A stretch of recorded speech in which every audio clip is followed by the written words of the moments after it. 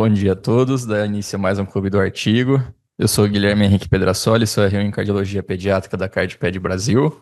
E essa apresentação é parte do programa de residência médica em Cardiologia Pediátrica da CardPed Brasil, Centro do Coração da Criança. O tema hoje, o artigo, o título é Educação e Cuidados Paliativos em Fellowships de Cardiologia Pediátrica, uma pesquisa com coordenadores de programas. O link para posterior acesso. O artigo foi publicado na Pediatric Cardiology nesse ano, em 2025. Vamos falar um pouquinho sobre ele. Então, por que devemos falar em cuidados paliativos em cardiologia pediátrica? Então, é uma área que avançou muito nas últimas décadas, últimos anos. E esses avanços terapêuticos têm levado com que os pacientes tenham uma maior sobrevida. Os pacientes vivem mais, mas com isso vem uma alta carga de sintomas e incertezas, internações, angústias. Então, os cuidados paliativos vão ajudar, né, nessa campo da medicina, né? É um cuidado centrado na qualidade de vida dos pacientes e das famílias. Então, o contexto em que a pesquisa foi elaborada, os autores, então, foi avaliar como o ensino de cuidados paliativos é oferecido nos fellowships de cardiologia pediátrica nos Estados Unidos. Buscavam identificar as modalidades de ensino, as barreiras que os programas enfrentam e a satisfação dos coordenadores de programas dos fellowships de cardiologia pediátrica. Foi uma pesquisa transversal, os dados foram coletados entre dezembro de 2024 e fevereiro desse ano. Os programas selecionados eram programas que estavam inscritos nessa sociedade americana, né, sociedade de ensino, né, e treinamento dos coordenadores de programas de cardiologia pediátrica, dos fellowships. Foram convidados, a princípio, 58 coordenadores para responder à pesquisa. A taxa de resposta foi de 48%, então os pesquisadores obtiveram 28 respostas. O questionário foi aplicado de modo online com essa plataforma, Qualtrics, e as principais perguntas envolviam a frequência do ensino, a satisfação e as barreiras, como eu comentei.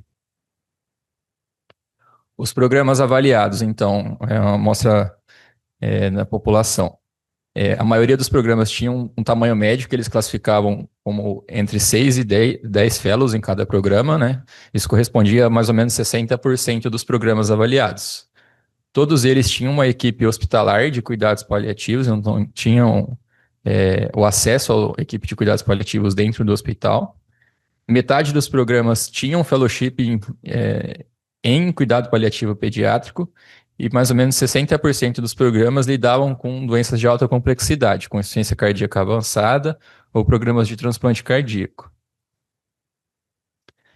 Aí as formas com que o cuidado paliativo era ensinado dentro desses programas.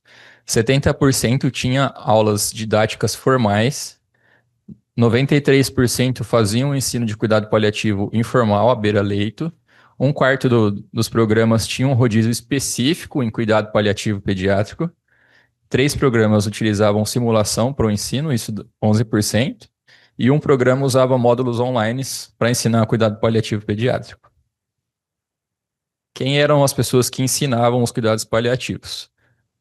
95% das aulas eram ministradas por especialistas em cuidado paliativo pediátrico, 35% por cardiologistas pediátricos e um quarto por intensivistas de cuidado de cardiologia pediátrica. O texto traz com que a maioria dos programas dependia de especialistas externos para ministrar para as aulas, né, para os programas de ensino. Então, isso reforça a necessidade de formação dos próprios cardiologistas pediátricos em cuidado paliativo. O que era ensinado? Os temas mais frequentes eram comunicação básica, tomada de decisão compartilhada. Os menos frequentes foram prognóstico e transição para o cuidado e conforto, dor e sintomas, e cuidado paliativo a partir do eco fetal, né, no feto, e no adulto congênito.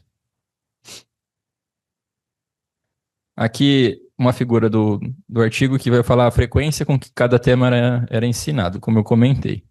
Então, o azul claro seria menos de 1 ano ou nunca abordado, o azul um pouquinho mais escuro anualmente, o tema era discutido, e o achurado mensalmente ou mais vezes. Quanto à satisfação dos coordenadores de programas, dos programas de fellowship. Cerca de metade deles estavam satisfeitos com a quantidade de cuidado paliativo que era oferecido nos programas de fellowship. 77% estava satisfeito com a qualidade do que era ensinado. As principais barreiras relatadas foi que o currículo já é bastante sobrecarregado, 77% dos coordenadores relataram. Mais ou menos um terço, né, 27%, referiram que faltava a expertise do professor, do docente, ao ensinar o cuidado paliativo pediátrico em cardiologia, e 15% relataram falta de apoio institucional.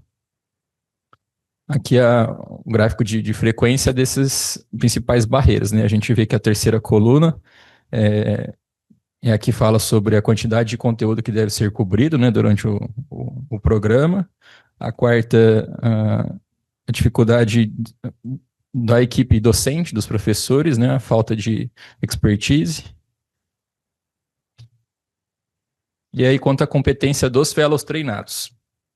Eles relataram que houve uma melhora importante no início do fellowship com o final em cuidados paliativos pediátricos, mas um subgrupo específico, por exemplo, relatou que o coordenador de programa achava que 38% dos seus fellows não eram competentes em planejar cuidados paliativos.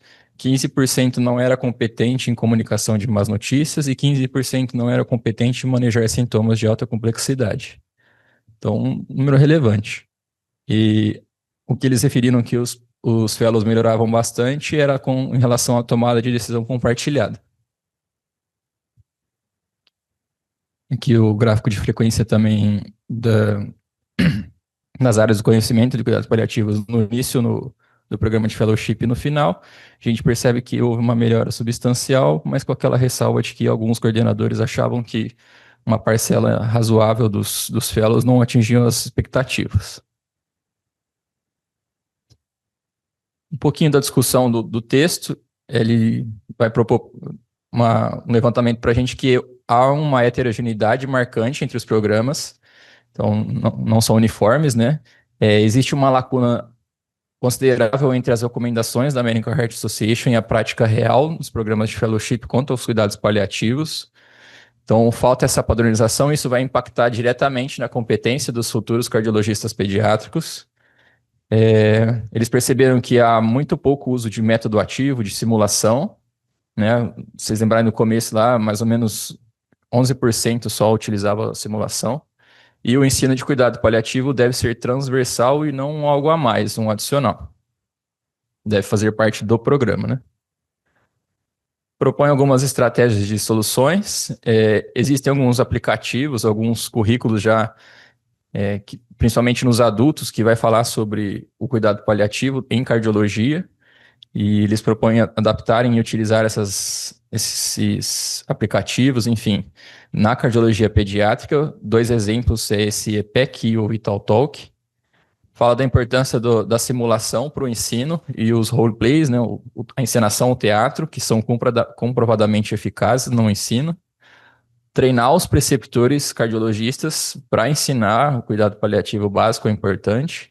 Integrar o cuidado paliativo desde o diagnóstico nas discussões e nas discussões de alta complexidade durante a internação e o manejo da doença.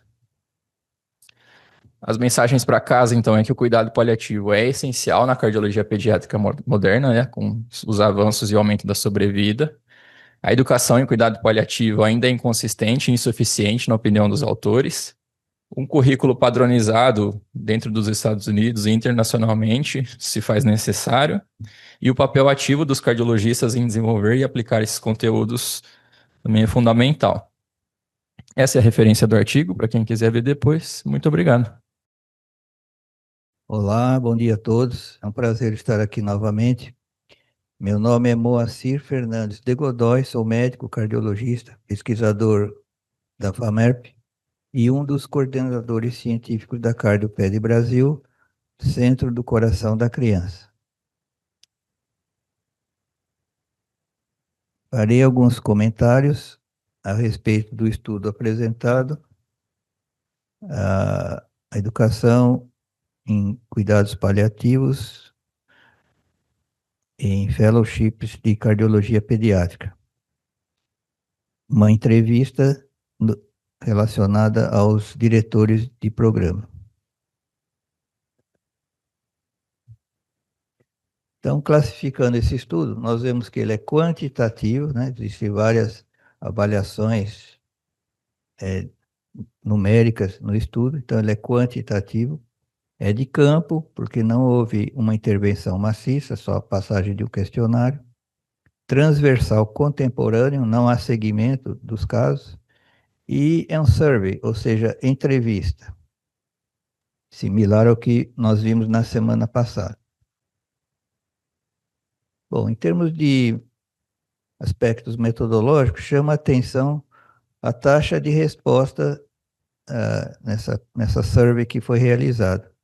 Então, foram distribuídos questionários para equivalente a 58 participantes, mas, na verdade, só 28 participaram e responderam completamente. Isso dá uma taxa de resposta de apenas 48,3%. Isso é relevante? Nós vamos discutir esse aspecto. Qual é a taxa ideal de resposta quando se faz um survey? É variável, mas existe uma classificação para essa taxa. O ideal é que seja o máximo possível, né? Acima de 80%. Mas existem algumas classificações. Quando a taxa de resposta é maior ou igual a 60%, é considerado que é uma taxa boa e que há, nesses casos, um baixo risco de viés amostral, ou seja, esse risco não é significante. Entre 40% e 60%, que foi o caso aqui, são consideradas aceitáveis, mas elas requerem uma análise crítica sobre quem respondeu, né? Pode haver, nesses casos, um viés de seleção. Vou explicar o que seria isso. Abaixo de 30% a 40% são taxas consideradas fracas, e aí existe um risco alto de viés, né? E, consequentemente, de resultados que não são representativos da população-alvo. Então, a gente vê que nesse trabalho ficou bem intermediário, né? 48 está quase beirando uma taxa fraca, né? No máximo moderada nesse caso. O que acontece quando as taxas são baixas, abaixo de 30%? Existe um alto risco de viés de seleção, né? Então, os dados têm pouca validade externa, precisa uma análise detalhada dos respondedores. Se pouco responderam, quem são esses que responderam e qual a, a, a análise que pode ser feita deles, né? De 30 a 39, estão no limite inferior, o viés é moderado a alto, fica comprometida a generalização, essas conclusões geralmente não podem ser generalizadas para outros grupos. Ainda é aceitável, né? Se a amostra for grande e heterogênea, mas está no limite inferior da confiança. 40 a 59, que foi o caso aqui, a classificação recebe a denominação de aceitável, existe ainda a possibilidade de viés, mas se a gente fizer uma análise crítica dos respondedores, pode conseguir uma compensação. Acima de 60% já fica uma classificação boa. O risco de viés é baixo, né? E a representatividade daquela amostra pode ser considerada adequada. É um nível recomendado quando você faz um survey na área médica e pretendendo publicar em revistas indexadas. Eles aceitam como mínimo a partir de 60%. Claro que o ideal seria 80% para mais, né? Aí a classificação é excelente, praticamente não existe viés e os resultados são altamente confiáveis.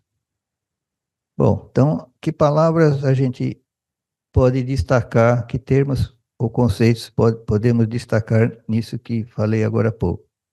os termos viés de seleção, validade externa e viés de desejabilidade social. O que são essas três condições? O que é um viés de seleção? Viés de seleção é quando as pessoas que participam do estudo não representam bem o grupo que queremos estudar. Por exemplo, se só respondem o questionário os diretores mais interessados em cuidados paliativos, aí o resultado vai parecer mais positivo do que a realidade, né? É como quando se faz campanha nas praças para medir pressão. Então a taxa de hipertenso é alta. Por quê? Porque os hipertensos têm muito interesse em saber como é que está a pressão deles, então procuram mais, né? Então é um viés de seleção. Aqui, se responderam os diretores mais interessados em cuidados paliativos, há uma tendência de ocorrer esse viés de seleção. O resultado vai parecer mais positivo do que a realidade.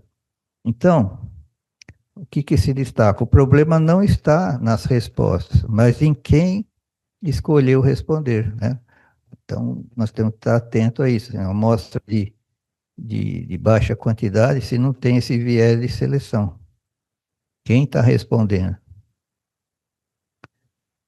Validade externa. O que é a validade externa? Quanto que os resultados de um estudo podem ser aplicados a outras pessoas ou a outros lugares fora da amostra pesquisada. Então, o resultado que obtiveram ali vale para outros hospitais, vale para outros países, né? Exemplo, se o estudo foi feito só em hospitais americanos de referência, talvez os resultados não valham para programas brasileiros, né? Ou seja, o destaque serve para o mundo real? Essa é a pergunta da validade externa. E o que é viés de desejabilidade social? Isso é muito crítico. É quando os participantes respondem o que acham que é, entre aspas, bonito, correto ou socialmente aceitável, e não o que realmente fazem. Exemplo, um diretor pode dizer que oferece aulas de paliativismo porque acha que deveria oferecer, mesmo que na prática isso aconteça pouco. Então, o destaque: responder para parecer bem, não necessariamente para ser fiel. Então, sempre temos que estar atento a essas três possibilidades de viés. Os autores aí do estudo mencionam também o uso da escala de Likert. Todos conhecem, é claro. É uma escala de 5 pontos, criada por Heinz Likert em 1932, então já há muitos anos, né? É um método de mensuração de atitudes e percepções, mas vejam, subjetivas. Por quê? Ela apresenta uma série de afirmações as quais o respondente indica seu grau de concordância ou frequência, normalmente em 5 níveis. Por exemplo, uma pontuação 1 é quando ocorre nunca ou o respondedor discorda totalmente. 2, quando ocorre raramente e o respondedor discorda parcialmente. Quando ocorre às vezes, então uma pontuação neutra.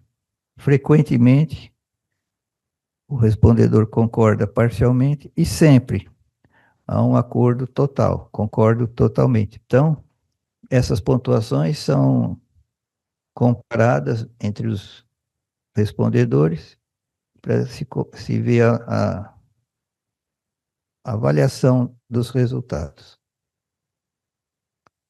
Vejam, as respostas na escala Likert são subjetivas e autorrelatadas, né? O que pode introduzir o viés de desejabilidade, né, que eu comentei, a pessoa responder o que deveria ser, mas não o que ele está fazendo realmente. Então, o respondente tenta parecer mais positivo. A escala mede intensidade de opinião e não o comportamento real. Então, aceito, concordo totalmente, concordo parcialmente. Então, uma escala de intensidade de opinião e não um valor real de comportamento. Um dado importante é que a intervariação, né, dos pontos, ela é presumida, ou seja, considera-se que distância entre concordo e concordo totalmente é igual à distância entre neutro e discordo, né? A escala Likert considera que o ponto de 1 para 2, de 2 para 3, são proporções fixas. Isso não é possível de medir de forma exata, né? Pode não refletir a realidade psicológica da resposta. Então, se ele diz que concorda totalmente e concorda parcialmente, quanto numericamente ou a intensidade disso é mensurável, né? O estudo não relatou medidas de consistência interna. O que é consistência interna? Existem índices que veem se a escala Likert está sendo bem, bem avaliada, digamos assim. Por quê? De acordo com o item que está sendo estudado, é possível medir a coerência. Se uma hora a pessoa fala muito para o lado de concordo totalmente, depois fala discordo totalmente, ou seja, não há um balanceamento entre as respostas, as escalas podem, quando você faz a soma final, não medirem a realidade, né? Porque você está, um lado discorda muito, do outro lado concorda muito. Quando vai somar e fazer a análise estatística, dá uma situação neutra. Então, existem modos de medir se está havendo essa coerência das respostas das pessoas, ou se elas estão apenas, vamos dizer, entre aspas, chutando, né, as respostas. Então, elas não pensam muito o que respondeu antes e o que está respondendo depois. Então, isso é medido com esse índice alfa de Cronbach. É possível computar as respostas numericamente e ver se esse índice está coerente, né? Se ele dá perto de 1, existe uma excelente consistência, né? 0,8 a 0,9, boa consistência, 0,7 a 0,8 aceitável, e menor que 0,7 no índice Cronbach, a consistência é fraca. Então, as perguntas não estão correlacionadas entre si. Então, obviamente, a conclusão não vai ser adequada. Ou seja, se um grupo de perguntas diz respeito à satisfação com o ensino de cuidados paliativos, o alfa de Cronbach mostra se as respostas dessas perguntas são coerentes entre si, como se elas estivessem falando a mesma linguagem estatística. A fórmula é complexa, não vamos entrar em detalhes, mas é possível, então, sabendo o número de itens ou perguntas das escalas, a variância, né? A variância é quanto que cada valor difere da média esperada. E a soma dessas variâncias é possível fazer essa fórmula e vai chegar no índice de Cronbach. Quanto mais alto ele for, mais coerente está sendo o tipo de pergunta e o nível das respostas. Então, em resumo, achei um trabalho muito bom, algumas fragilidades. A mais importante para mim é que essa amostra é muito próxima do fraco, né? 48% só de respostas. Os dados são baseados apenas na percepção dos diretores, não foram entrevistados os fellowships, os fellows, né? Houve uma ausência de avaliação objetiva das competências, então ficou só na opinião dos diretores, e não avaliou a consistência interna, que seria esse índice alfa de Cronbach. Pontos fortes, que é, como é dito lá, que foi o primeiro levantamento nacional sobre o tema. É um tema humanístico, né, alinhado à prática cardiopediátrica contemporânea, e isso é muito importante. Como a gente tem visto, é uma tendência de não ficar só nos aspectos estritos, científicos, né, metodologia técnica, quando se faz uma pesquisa, mas também expandir para essa parte humanística, que é muito importante. Obrigado, fico à disposição.